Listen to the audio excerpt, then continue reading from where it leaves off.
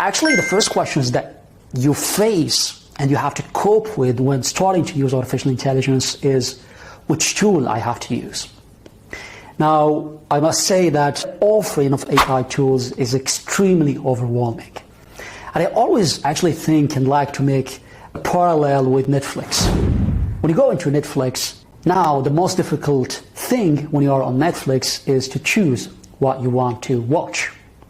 And it's just the amount of choice and alternatives, the options that you have, the different styles, the different themes, the different types of movies and series and documentaries, makes it very difficult for you actually to choose something which match your aspirations, your taste, your type of content. Actually, the same thing is happening in artificial intelligence. Now, there are hundreds, and I would say even thousands of AI tools which are out there. And that is creating a lot of noise. And there is actually a lot of marketing noise around it because it's a normal thing. You know, like people, when they build an AI system, they want to make money out of it. So everybody is trying to sell what they have been working on and what they have designed. And for us users, and I want to stimulate my capabilities by using artificial intelligence, I want to boost my performance by using AI, so I want to find the right tool, but it's extremely overwhelming with all the noise which is out there. So in this sense, my advice is it really does not matter, because that's not the most important thing.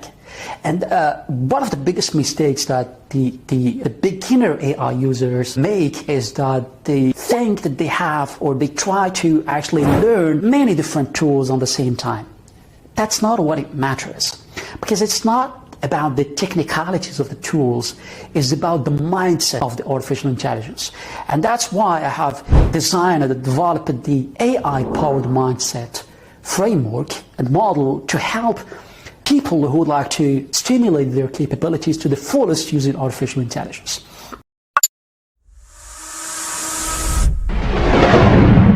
So let me summarize to you what's going on now in the AI market. So basically there are two big categories when it comes to AI tools. We have, first of all, what we call the general purpose AI tools, and we have, second, the specific purpose AI tools. The general purpose AI tools, most people are more familiar with. ChatGPT, Perplexity, Gemini, Llama. So those are, by the way, called large language model.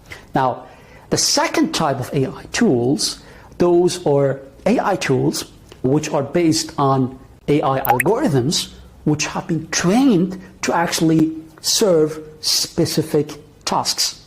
And those could be AI tools for video generation, for audio generation, for music generation, for text generation, etc., etc. So they are more specific in the sense that they serve like a specific purpose.